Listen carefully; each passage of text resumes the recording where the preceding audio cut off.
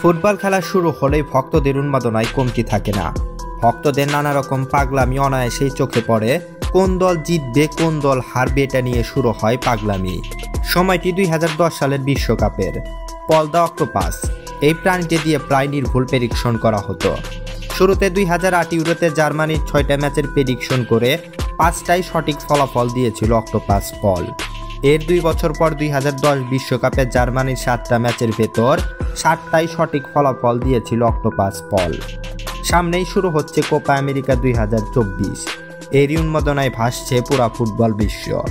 আর সেই উন্মাদনাকে বাড়িয়ে তুলতে নানা রকম আয়োজন চলছে কোপায়।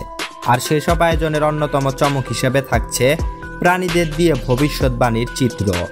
কোপা আমেরিকায় ব্রাজিলের প্রথম ম্যাচ খেলবে কোস্টারিকার বিপক্ষে। এদিকে বাতাসে ঘুরে বেড়াচ্ছে প্রাণীদের দিয়ে ভবিষ্যৎবাণীর খবর। তবে সেই ম্যাচের ফলাফল ব্রাজিলের দিকে।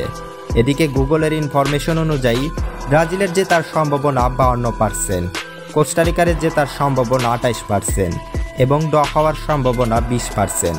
তো বন্ধুরা, এই ম্যাচটি কি ব্রাজিল জিততে পারবে?